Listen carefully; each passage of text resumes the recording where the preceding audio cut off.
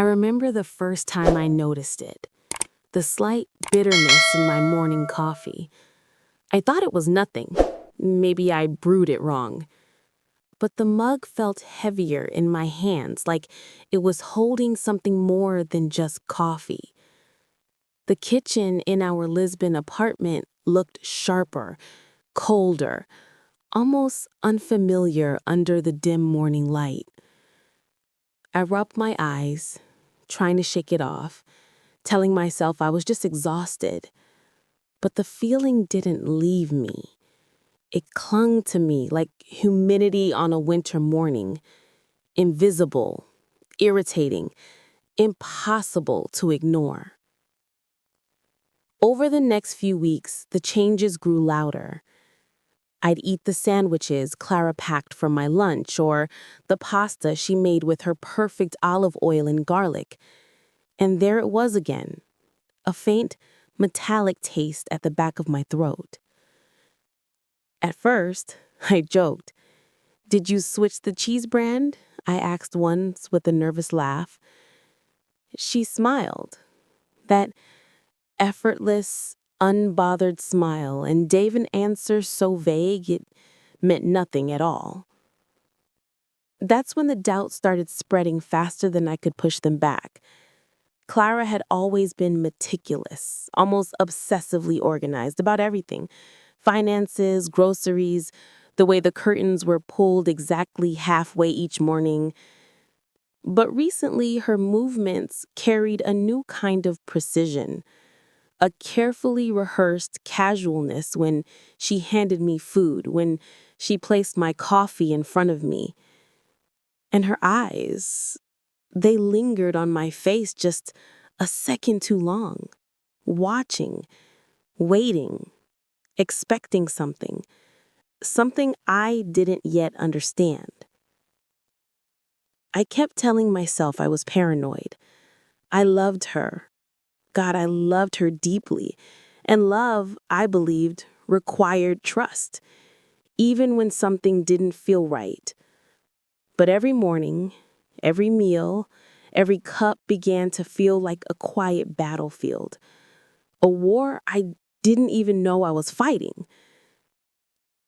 Then one night, the truth punched the air out of my lungs.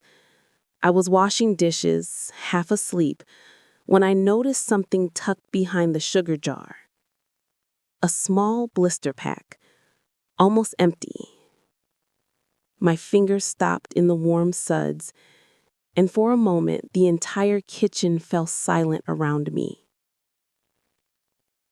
Birth control pills, hidden in our kitchen, hidden where only she, or I, could reach. I stared at them as if they could speak, as if they could explain why they were there. My heart slammed against my ribs, my throat dried. She had been putting them in my food, in my drinks, in my life, without a word, without my consent. I felt my knees weaken. I wanted to scream, to throw everything across the room, but instead I stood frozen, listening for any sound, any sign this was some kind of misunderstanding. But all I heard was the refrigerator humming and my heart pounding like a warning drum. When she walked into the living room later that night, scrolling through her phone, wrapped in a blanket, calm and unaware, I felt something inside me crack. I held the blister pack out. Why? The word came out broken. Her eyes widened for a single second. Guilt. Then narrowed, as if she needed to defend herself.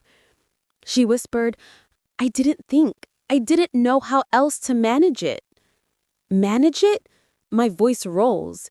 You've been feeding me birth control pills. That's not managing anything. That's...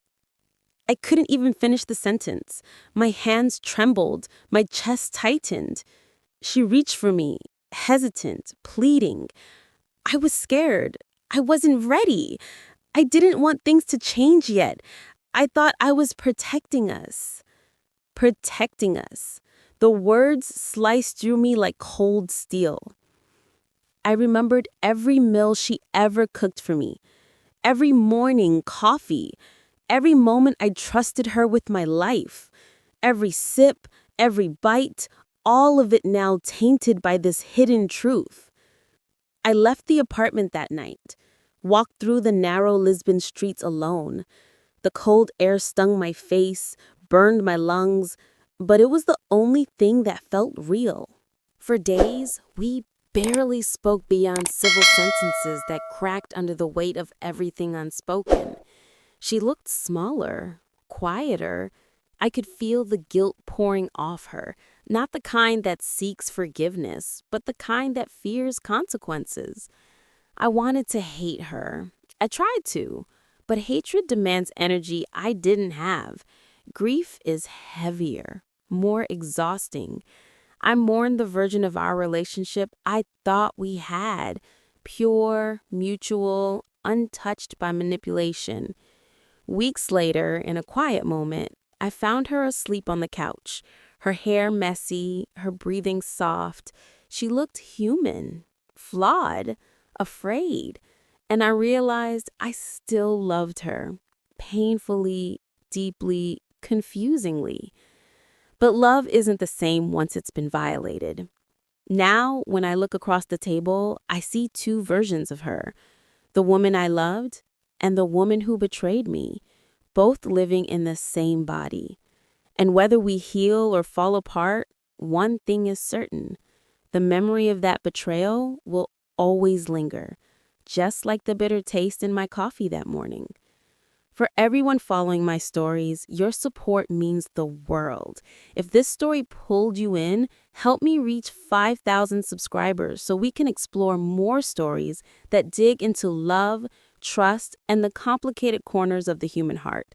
Every like, every comment, every share, it all keeps this channel alive.